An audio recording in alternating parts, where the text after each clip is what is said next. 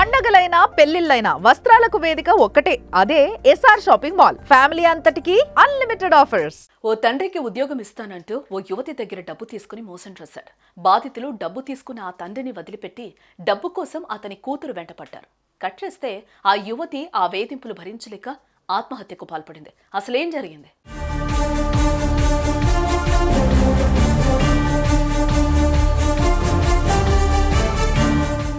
ఇదిగో ఇక్కడ మనం చూస్తున్న ఈ యువతి పేరు Deepti. Indian institute of chemical టెక్నాలజీలో పనిచేసి రిటైర్ అయిన సంగీతరావు అనే వ్యక్తి కూతురు. గత 2 ఏళ్లుగా దీప్తి తండ్రికి దూరంగా, తన తల్లితో కలిసి దూరంగా ఉంటున్న దీప్తి ప్రస్తుతం హైదరాబాద్ హబ్సిగూడలోని ఐఐసిటిలో ప్రాజెక్ట్ అసిస్టెంట్ గా పనిచేస్తోంది. ఇదిలా ఉంటే దీప్తి తండ్రి సంగీతరావుకు డీజీపీ కార్యాలయంలో కానిస్టేబుల్ గా పనిచేసే అనిల్ అతనితో ఎప్పటి నుంచో పరిచయం ఉంది. ఈ అనిల్ తన భార్యకు ఐఐసిటిలో అవుట్సోర్సింగ్ ఉద్యోగం ఇప్పించాలంటూ ఈ సంగీతరావును కన్సల్ట్ అయ్యాడు. అందుకు 15 లక్షల రూపాయలు అతని సంగీతరావుకి ఇచ్చాడు. అయితే చెప్పినట్లుగా ఉద్యోగం రాకపోవడంతో తన డబ్బు తనకిమ్మని సంగీతరావును అడగడం, ఆయన ఆ డబ్బు ఇవ్వకుండా తప్పించుకుని తిరగడం చేశాడు. దీంతో అనిల్ ఆ డబ్బు కోసం సంగీతరావు కూతురు దీప్తి వెంటపడ్డాడు.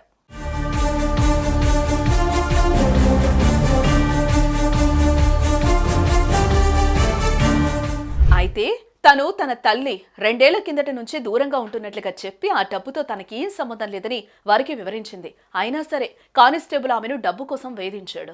ఈ క్రమంలోనే తన భార్యతో సంగీతరావు మీద, దీప్తి మీద నాచారం పోలీస్ స్టేషన్లో చీటింగ్ కేసు పెట్టించాడు. మరోవైపు వారిద్దరి మీద కోర్టులో దావా కూడా వేయించాడు.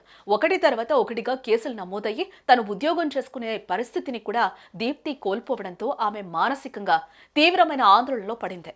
చేయని తప్పుకు తనను బలిపశువుం చేస్తున్నారని, ఈ కేసుల్లో తిరిగే అంత మానసిక స్థైర్యం కానీ అవకాశం కానీ లేదని ఓ సెల్ఫీ వీడియో రికార్డ్ చేసి దీప్తి బుధవారం రాత్రి 10 గంటల సమయంలో చున్నీతో ఉరివేసుకుని ప్రాణాలు వదిలింది. వాడుకున్న అధికారంతో వాడు కేసు తెచ్చిన నిలిగాడు.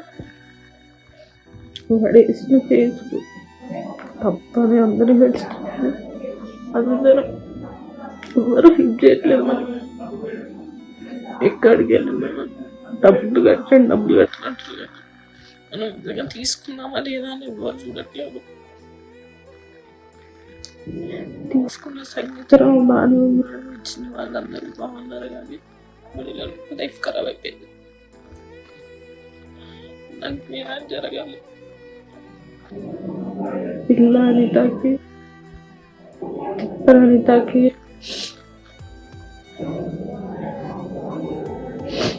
అని తిప్పల సోమయ్యకి శిక్ష పడాలి. వాళ్ళే నాకు ఈ పరిస్థితి వాళ్ళ కారణం, నా చావు కూడా వాళ్ళే కారణం. వాళ్ళ పైన చేసిన ఫేక్ ఎఫ్ఐఆర్, వాళ్ళ పైన చేసిన ఫేక్ సివిల్ కేసు అంతా అబద్ధం. మా ఫాదర్ వాళ్ళే డబ్బులు తీసుకున్న మాట నిజం, కానీ మాకు అంత గురించి ఏం తెలియదు. నా ఫోన్లో ప్రతి ఒక్క ప్రూఫ్ ఉంది, నా దగ్గర ప్రతి ఒక్క డాక్యుమెంట్, కానీ నాకు ఎవరు న్యాయం చేయదు. ఏం చేయకపోయినా నన్ను డబ్బులు కట్టమంటున్నారు, అది నేను ఒప్పుకోను. చాలా కోర్టు పెట్టింది.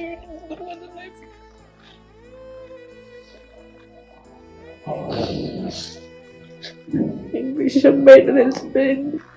బయట తలెత్తుకొని తిరగలేకపోతున్నా. నాకు కాదు ఇంకా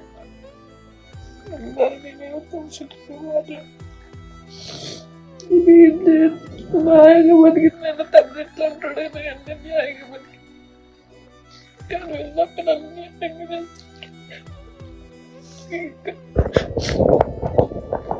ఓపికతేందని ఫైట్ చేయలేము. దయచేసి నాకు న్యాయం జరిగేది. నేను చనిపోవడానికి అనిల్, ఆయన భార్య అనిత, ఆమె తండ్రి సోమయ్య కారణం.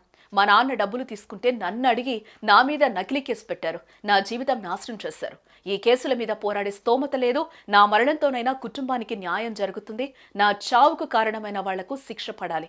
నా మృతదేహాన్ని వైద్య పరిశోధనకు ఇచ్చేయండి అంటూ ఆ వీడియోలో చెప్పుకుని కన్నీటి పర్యంతమైంది.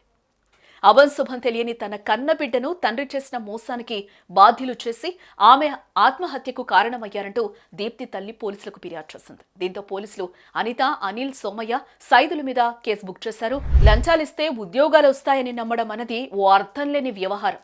సొసైటీలో ఇలాంటి మోసాలు చేసేవారు ఉన్నారు, మోసపోయేవారు ఉన్నారు, ఏ పాపం తెలియకపోయినా వీరిద్దరి మధ్య నలిగి ప్రాణాలు తీసుకునేవారు ఉన్నారు. ఇందుకు దీప్తి బలిదానమే ఓ తాజా తార్కాణం. సుమన్ టీవీలో మీ పర్సనల్ అండ్ బిజినెస్ ప్రమోషన్స్ కోసం కింది నెంబర్కి కాంటాక్ట్ చేయండి.